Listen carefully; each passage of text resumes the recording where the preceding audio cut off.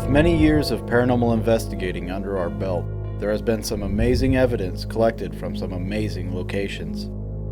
Many of these locations have not been featured in any video from 4State Paranormal, nor do all of our investigations make it to haunting history. We are opening the vault and bringing you inside some of our most memorable investigations and telling you our story firsthand. So take a trip with us as we explore our haunted past.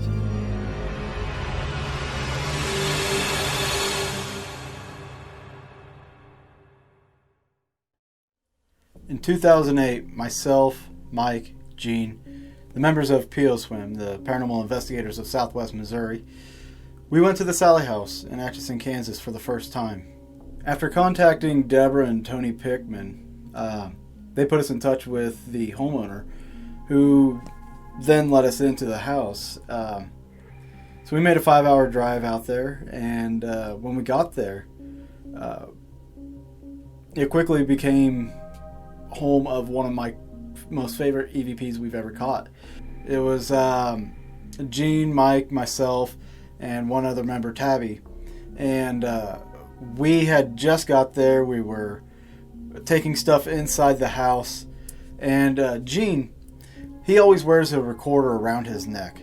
And he happened to turn his recorder on and start recording as soon as we got there. So we're all unloading equipment into the house. And Gene goes in with some bags all by himself. In the audio, you'll hear him put the bags down, and you'll hear me talking off in the background from outside. And eventually I come in to talk to Gene. But also what you end up hearing is this voice of a woman who says something that actually had relevance to the house. And that is the basement.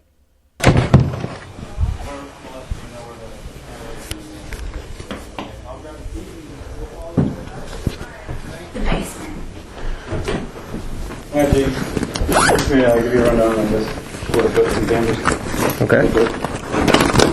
Had we had known that we'd caught that EVP, we would have been so excited throughout the night. I mean, we would have been checking our audio probably, which is something that we do now. We check our audio during the investigations, just in case we catch something like that. We can go back in a good amount of time to try to react or respond and interact, depending on what we caught. So what ended up happening, Mike and myself, we went to meet with the Pickmans, Tony and Deborah Pickman, and we did an interview with them. While we were gone, Gene and Tabby were to set up the equipment and get stuff ready for the night. We had been gone for about an hour, and we came back to the house with Tony and Deborah. And as soon as we got back, Gene, who is probably the nicest guy you would ever meet, Gene was so pissed off. He was angry. We'd never seen him that angry. But it wasn't just the anger that kind of made us take a step back. It was almost as if like something about his face had changed. Something about his look had changed. And we were kind of worried, and we're like, Gene, we need to talk to you outside. So we took Gene out, and we stood up in the road, talked to him, and we wanted to know what was going on. And what he said was, he ended up calming down, and he's like, I don't know what it was. I have no reason to be mad, but for whatever reason, I was just so pissed off at you guys for being gone so long that I was ready to just drive back home. I was ready to go, and he didn't understand why that happened to him. One of the things I like to do at an investigation, especially ones that have toys, is to take pictures before we start and pictures at the end of the night, and then I can compare those to see if anything's moved. Well, at the beginning of the night, I started taking pictures of all the toys and stuff upstairs, and the lights were off upstairs, and Mike's watching the monitor while I'm doing this, and I end up in Sallie's room, or what's known as Sallie's room. Well, as I'm taking the pictures, of course the flash is on, so I don't want to look at the flash, and I keep turning my head away to avoid it. And as I'm standing there and I'm taking pictures of toys on the floor, I look off to my left, snap the picture, And as soon as the flash goes off, I see in the window this little girl standing right next to me. Naturally, I take a deep breath. It was more like a holy shit moment. So I started downstairs. I was going to say something to the guys and let them know that, hey, I just saw something. Well, no sooner than myself getting at the bottom of the stairs, Mike tells me, Dave, go back up there and take a few more pictures real quick. I thought I saw something while you were up there. At this point, I didn't even say anything yet, and I scoffed. But I went back up there, took a few pictures, came back down. I didn't say anything the rest of the night about that. So we got the investigation underway, and during the investigation, a funny thing happened with Mike and Tabby, where they both got sick physically at about the same time. Their symptoms were similar: headaches, nausea, and pains in their stomachs.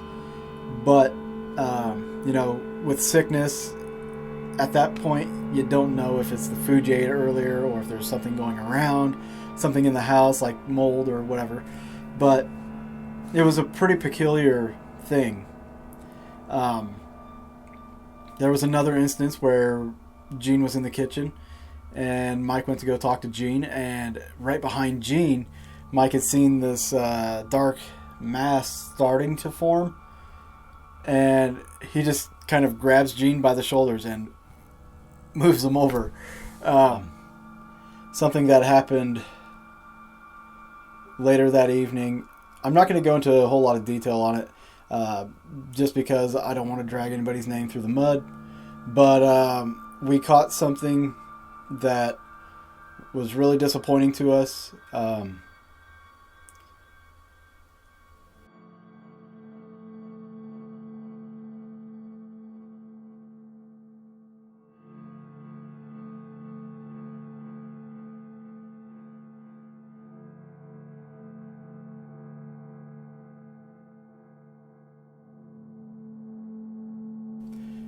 My feelings on the house never changed. The house is probably one of the few places that scares me. But certain instances happened, and we ended up not going back there for a long time because of that. We filmed an episode of Haunting History out there, and we didn't really have any experiences. I was on guard the entire night. I stayed up the entire night. So you didn't get to really see that on the episode. But John actually had an experience down in the basement. And I think it was probably the only experience that we really, truly had that we could say was paranormal. Myself, Don, and Kim went to the basement to do an EVP session. Of course, I was running the camera. During the EVP session, I decided to get a better shot on Kim and Don. So I moved over towards the central heat and air unit in the basement. And while I was standing there, I got this weird feeling like somebody was watching me. And the feeling got stronger and stronger. So I took and looked over my right shoulder, and lo and behold, I had a full body apparition in color. Anyway, this guy was standing behind me. We were staring eye to eye. He had coal black hair, and it was split down the middle and kind of greased down. He had the biggest black eyebrows I'd ever seen on a guy.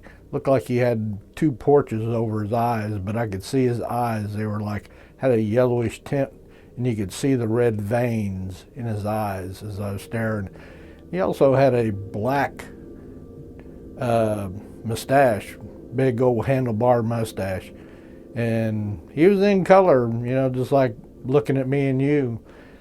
And of course, I've always, seen like Ghost Adventures and guys, they see something, they like run like hell, and old Zach's run, don't run. And I always had that in my head, about whatever I would do if I would happen to see something like that.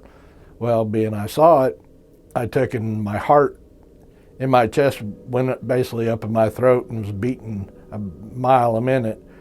And I didn't scream. I didn't run like a little girl. We just stared at each other. Finally, I took and turned my head back to the front. And then I looked back, and he was gone. But that was the wildest thing I had ever seen my total time of investigating the paranormal. So that's it on the Sallie House. It's one of the few places that has ever made me really worry about everybody on the investigation. I'm always on edge when I go out there, and you know, this episode of Haunting History that we filmed out there was no different. So if you guys want to go out there, you know, be careful. Anytime you ghost hunt, be careful. I think this was a good investigation for me whenever, like even back then, to kind of prepare myself for these dangerous types of investigations.